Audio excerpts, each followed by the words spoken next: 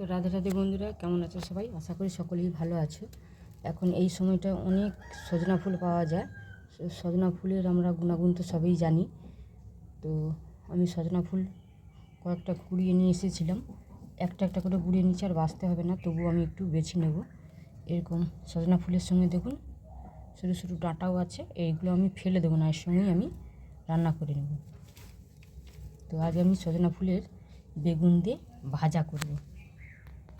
তো সজনা ফুলটা আমি একটা একটা করে সব বেছে নিয়েছি, এতে আর কোনো নোংরা নেই। এই সজনা ফুলটা আমি ভালো করে পরিষ্কার করে ধুয়ে নেব। আর এখানে আমি একটা বেগুন নিয়েছি, বেগুনটা ছোটো ছোটো করে কেটে নিচ্ছি। এখানে আমি বেগুনটা কেটে পরিষ্কার করে ধুয়ে নিয়েছি। আর এখানে কোকো আর রসুন আমি থেঁতা করে রেখেছি। একটা পেঁয়াজ নিয়েছি, আর এখানে কালো জিরা, শুকনো লঙ্কা আর কাঁচা লঙ্কা নিয়েছি। তো এবার রান্নার কাছে আমি চলে যাচ্ছি। তো এইখানে আমি উনানের মধ্যে কড়াটা বসিয়ে দিয়েছি। কড়ার মধ্যে একটু সরষের তেল দিয়ে দিচ্ছি। এখানে আমি কালো জিরা, শুকনো লঙ্কা আর কাঁচা লঙ্কাটা দিয়ে দিলাম। ফোড়নটা আমার ভাজা হয়ে গেছে, এবারে আমি পেঁয়াজটা দিয়ে দিচ্ছি।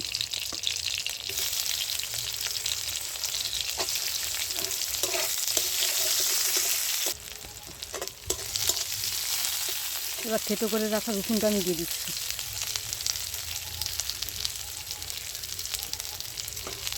এটাও ভালো করে আমি ভেজে নেব। তো রসুন আর পেঁয়াজটা আমার ভাজা হয়ে গেছে, এবার আমি কেটে রাখা বেগুনটা দিয়ে দিচ্ছি।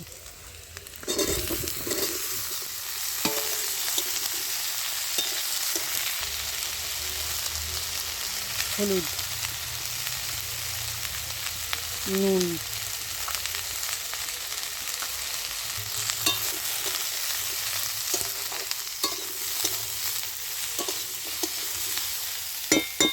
নেড়ে চেড়ে একটু এবার ঢাকনা দিয়ে দিচ্ছি। বেগুনটা আস্তে আস্তে ভাজা হতে থাক।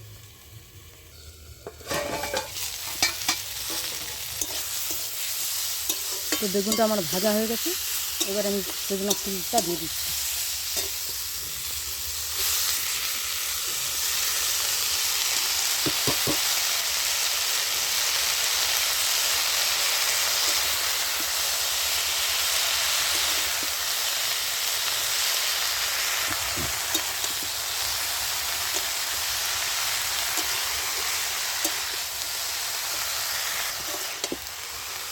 ভালো করে নেড়ে চেড়ে আমি একটু ঢাকনা দিয়ে দিচ্ছি। ফিরে আসছি কিছুক্ষণ পর।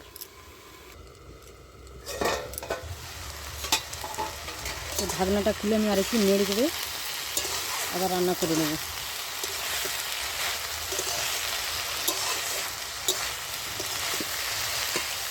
তো সজনা ফুলটা ভাজা আমার রেডি হয়ে গেছে, আমি এবারে নামিয়ে নিচ্ছি।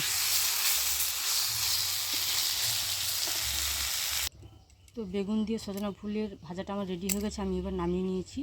আপনারা তো সজনা ফুলের ভাজা তরকারি অনেক খেয়েছেন, তো বেগুন দিয়ে এরকম ভাজা করে খেয়ে দেখবেন কেমন লাগে, আমাকে অবশ্যই কমেন্ট করে জানাবেন।